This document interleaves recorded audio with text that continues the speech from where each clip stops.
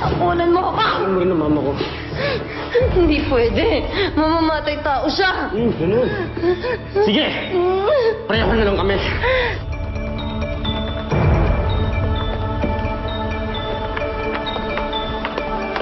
Saan ho kayo?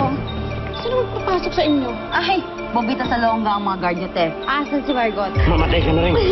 Mamatay ka na!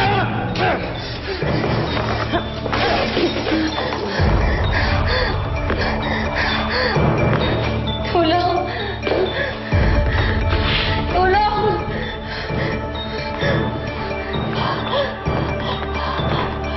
Tulong! Tulong! Bawal kayo rito. Pagkagalitan ako ni Ma'am. Wala ka bang pakialam? Tulong! Ma'am! Bawal po kayo dito, Ma'am!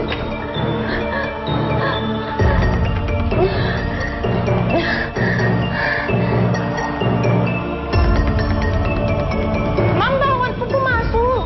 Ma'am! Margot? Margot? Gigi, ano nangyari? Ano nangyari? Gigi, ang dami dugo! Margot? Sa ospital! Margot! Margot? Pakitulungan kami dito! Bukasin na, ingatan natin.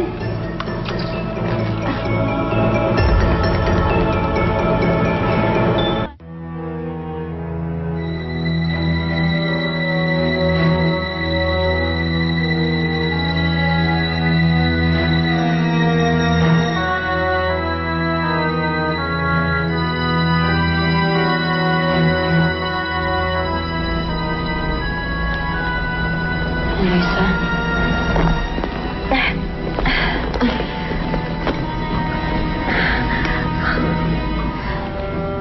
Nasaan si Bryce? Nasa DSWD. Huwag mo na siya isipin ngayon. Isipin mo sarili mo. Pahinga ka na lang. Kausap kong doktor ang sabi niya kapag nagpahinga ka, pagising mo, pwede ka na umuwi. Mababaw ng sugat mo. Ikaw ba yung nagbantay sa akin? Wala naman akong choice eh. Oo, magkaaway tayo pero hindi naman ako mamamatay tao para pabayaan ka. Eliza, ang bait-bait mo talaga. Kahit ang dami ko nang ginawa sa iyong kasalanan, pati kay Bobby. Salamat, ha. Na-realize ko kasi na dami ko na kasalanan sa'yo, Eloise, eh. Masyado ko na kayong napahirapan ni Bobby. Si Ate Lua naman kasi, tinakot na ako. Papatayin niya raw ako, pati yung anak ko. Sabi niya sa akin, takutin ko daw si Bobby. Pilitin ko daw na magkahiwalay kayong dalawa.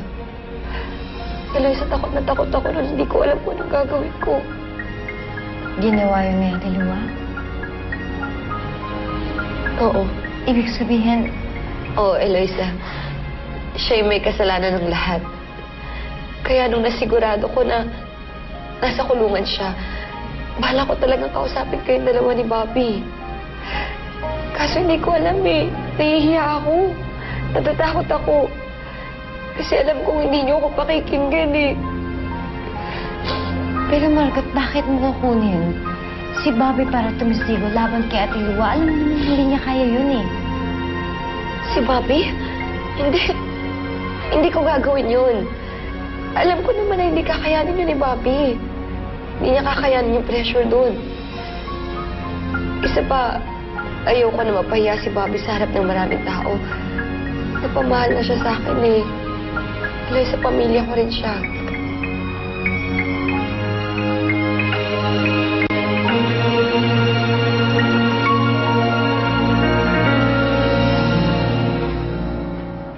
Ay, swerte ka. Wala ka pang 18. Eh kung hindi, hindi kasama mo ngayon nanay mo sa presinto, di wala na ngayon nangyari, di ba? Ano yung iniisip mo? Kasi sabihin na natin na napatay mo nga si Margot. Makakatulong ba yun sa kaso ng mama mo? Bakit? Makakalaya pa ba siya pag hindi ko yung ginawa? Pareho lang naman, Tito Chino eh. Dahil isa sa inyo, walang gustong tumulong para makalaya ang mama ko. Kaya mas mabuting habang maaga, makaganti na kami. Sana nga pati ikaw.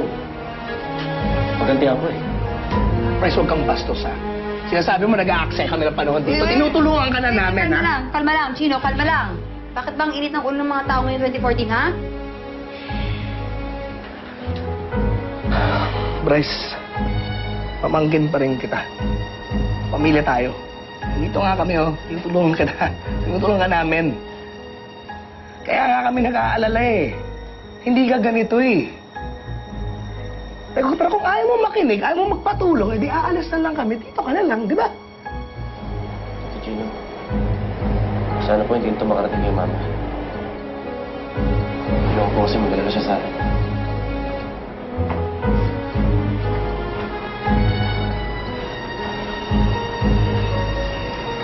Sige na, Bryce, magpahinga ka na. Babalik na lang ako bukas, ha?